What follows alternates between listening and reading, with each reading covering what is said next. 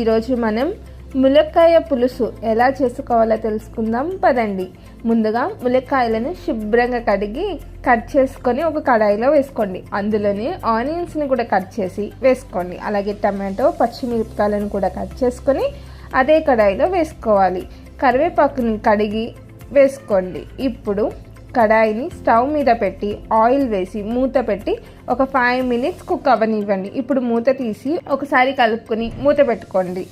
ఇప్పుడు అవి కుక్ అయ్యేలోపు చింతపండుని నానబెట్టుకోవాలి. ఇప్పుడు ఒకసారి మూత తీసి అల్లం వెల్లుల్లి పేస్ట్ వేసి అల్లం పచ్చివాసన పోయే వరకు ఫ్రై చేయాలి. అల్లం పచ్చివాసన పోయాక రుచికి సరిపడా సాల్ట్ వేసి బాగా కలపాలి. ఇప్పుడు కారం వేసి బాగా ఫ్రై చేయండి. ముందుగా నానబెట్టిన చింతపండు పులుసు వేసి సరిపడా వాటర్ పోసి ఒకసారి కలిపి మూత పెట్టండి. కర్రీ ఇలా దగ్గర పడుతున్నప్పుడు కొత్తిమీర వేసి స్టవ్ ఆఫ్ చేయడమే.